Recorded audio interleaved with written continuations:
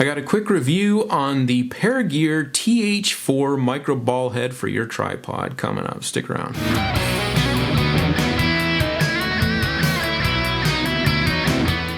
Alright guys, so I had run into a challenge that I needed to overcome, and it was a height issue on my camera rig. And what that had led me to is this little guy right here, the Pergear TH4 micro ball head.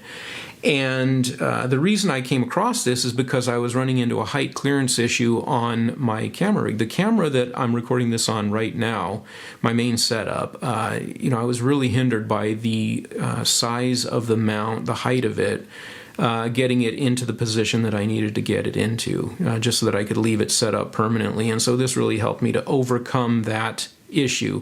Another thing that this helped me to overcome was an issue that I had on my smaller cameras, and I have an example here on this, and you've seen me use this or at least mention it in other videos. I actually used this in my video to test out the Sigma 16mm f1.4. I actually have the 30mm on there now, but the reason this is important and relevant to this review is on this is a very small camera. The EOS M100 is a very small camera, and so if I needed to mount this to a traditional size ball head, those things usually come with, a 50, 60, 70, 80 millimeter wide Arca Swiss plate on there.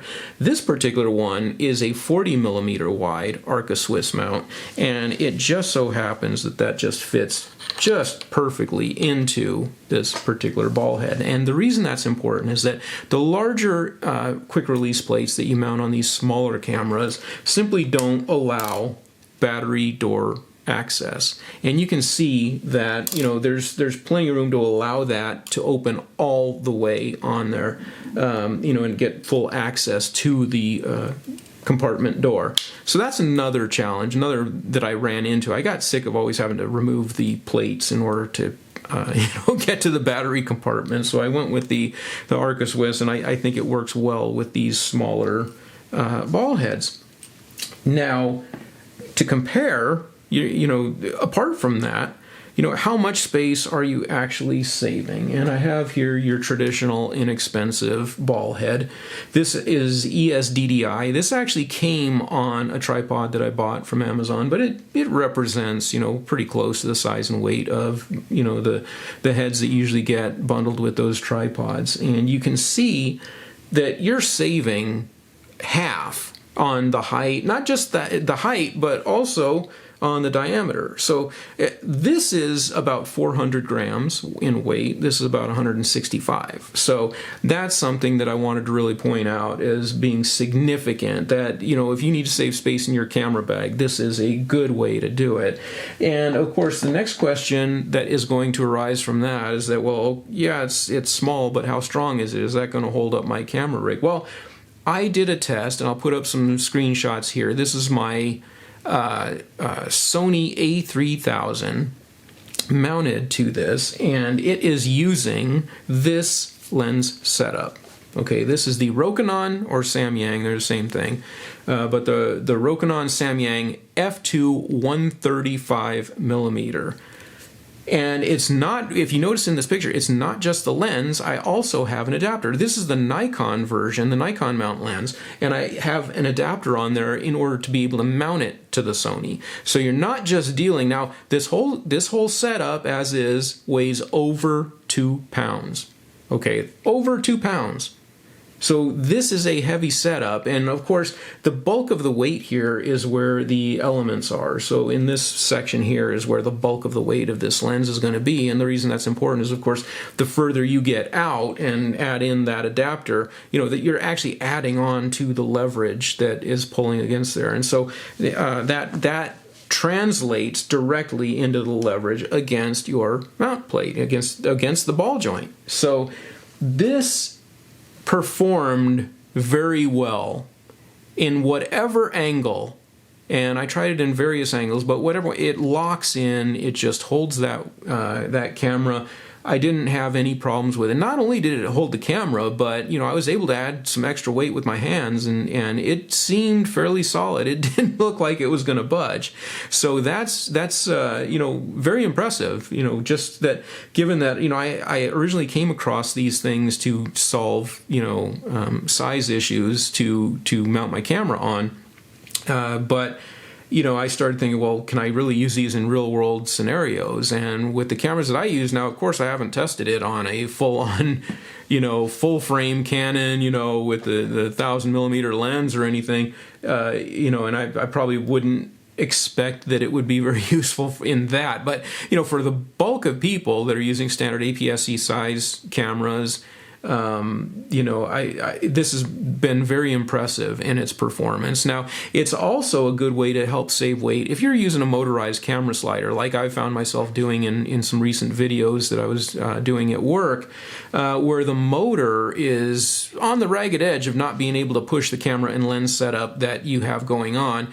This was a good way to solve some of the weight there. In a lot of cases, camera sliders, especially if you're trying to go uphill with them, up at an angle, those motors can really strain, and so this is a good way to help shave some of that weight if you're on that ragged edge of that. So, that's another thing that you can keep in mind when you're assessing this. Now, let's get on to the actual unit itself. What do I like about it? What do I don't? I mean, apart from the obvious size and weight savings, I already mentioned that, a 40mm plate is plenty to go in here and works very well on most of your gear. So, what I want to point out, though, is that you have these degree markings at the base.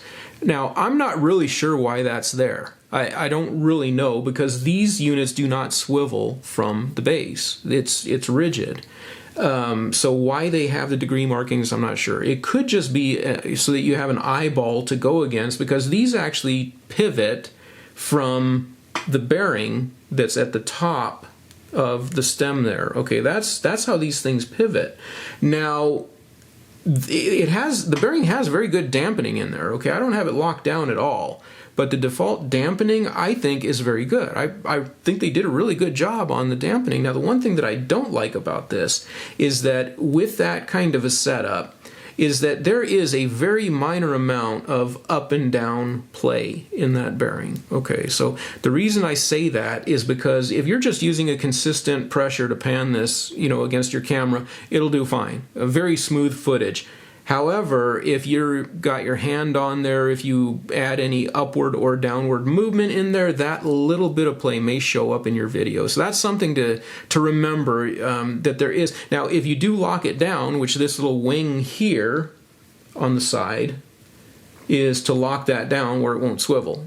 And if you do that, there's no play at all. It locks very securely and you don't get any play at all. So that's just something to remember. That's really the only negative that I see to this, is that, despite it does seem to be a very high quality and well dampened bearing system, but it does just have that little bit of play to go up and down with. So that's probably about the only knock I have against this thing. But other than that, you have the knob here is, of course, to close up, tighten against your Arca Swiss plate, and it's a good size. It's very easy to get at, very easy to operate, and it's knurled. It has these ridges in there, so it's knurled really well. You can get a good grip on there. So, if it's a hot day or whatever, I think you'll still be able to get a good grip without your fingers slipping off of there.